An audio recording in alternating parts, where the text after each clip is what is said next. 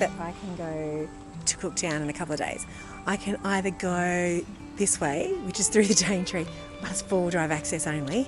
I'm going to find out if I can, because otherwise I've got to return and go back over the river and sort of backtrack that way, and I think it's probably more like 300 k's, which is nice because I get to see some countryside, but I think it's going to be heaps prettier doing the dirt road, doing the 4-wheel-drive. So I just have to find out if it's safe, because I'm absolutely 100% sure the caravan will get there. What I don't know is if my skills will get us there, and I've only got road tyres on my car. Women solo travelling, you know, despite whatever situations have happened to them in their life, they're taking hold of their life and doing it anyway. Come with me on my journey.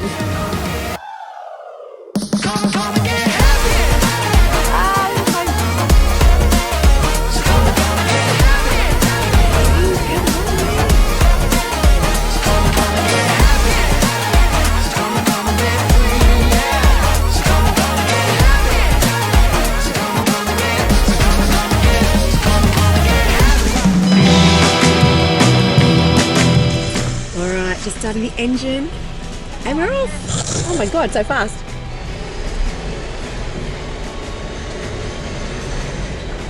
Oh, a bit sad leaving the Daintree, but we're only going a long way around because it's so hectic to try and get over Bloomfields Road.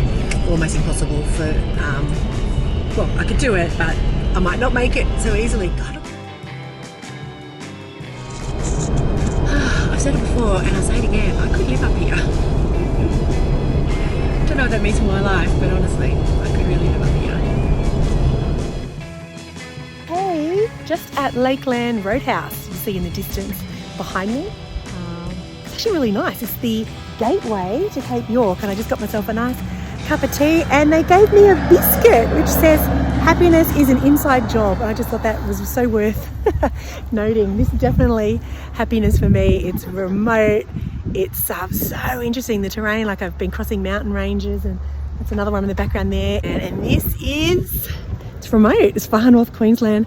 I just didn't really grasp it. You just drive hundreds of kilometres without seeing anything. You know, you see nature, but there's nowhere to stop, there's nowhere to fill up, there's nowhere to go to the toilet, there's, you know, it's nowhere to buy a snack. This is it, it's really remote, and you've got to have your wits about you. And that's why travelling in convoy is good. One thing that sort of unnerves me a bit whenever I pull up anywhere is that people always notice. They notice me. They notice that I'm on my own. They notice that I'm towing a caravan. So I have to be very mindful. You know, just road train in the background. It's like a 3. I overtake these things all the time now. Yeah, they notice that I'm alone, and so you've got to have your wits about you a lot. And I always tell people that I'm meeting people. I'm meeting my friends in the next town. So you just have to be a bit sensible when you're travelling solo. So this will be me in a couple of days. I'll be chucking a left to go to Laura, which is on the way to Cape York. But today I am chucking a right and going to Cooktown, which is great. Sort of almost back into the Daintree, back near to the coast, and having a couple of days there, having a bit of fun. It's not normal, but I love it. That's why I'm doing it. Like, it's not normal. And my cookie, happiness is an inside job. How appropriate that the lovely lady at the Roadhouse gave me that, you know.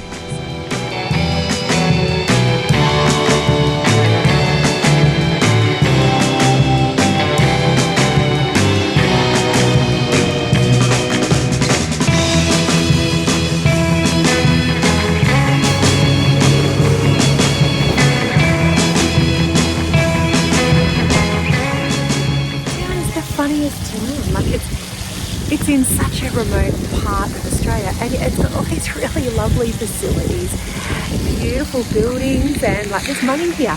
And I just don't understand, like you can go to some places in Australia that are remote and they're not nice.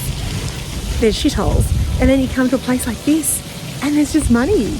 And it's really beautiful. The facilities are beautiful, beautiful boardwalks along the water's edge, you know, like. And I don't know why some towns are like this and other towns aren't. It's crazy to me, but you know, like good on them. Cooktown's beautiful. You come back, like it's really plush. There's beautiful restaurants and coffee shops, and like it's beautiful. Oh, you're going to get it some days. It's just going to rain. You can hear the rain up on the awning. Maybe see it better from this angle. It's raining. And I've got the awning lowered a bit so it's going down on a slant. Nothing's catching in the centre. But you know what? Like, I've had the best luck with the weather. And it's only sort of raining today. After Birdsville, I've had a whole solid, nearly a month of beautiful clear skies. So what do you do when it's raining? Well, you're grateful for one thing that you've got this enormous awning.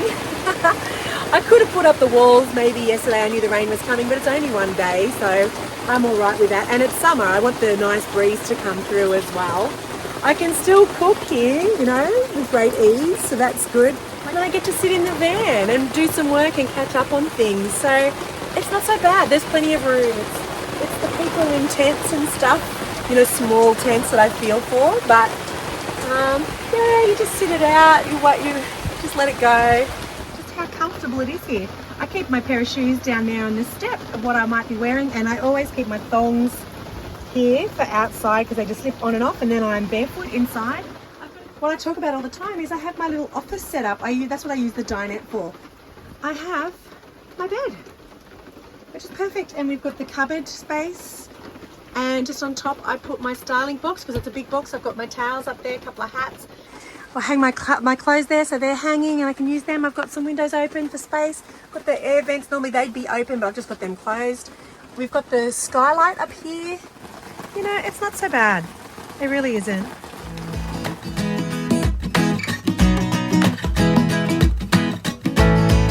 Well, the very first time I came to Cooktown was 1972 with some friends with the intention of driving up to the tip, but this is as far as we got. Oh, really? Took the sump on the road. Took 3 days from Mariba. It was all dirt road from Mariba then. Would have been a bit different. Rough. Yeah, it's a while ago. 50 years ago, God. Yeah.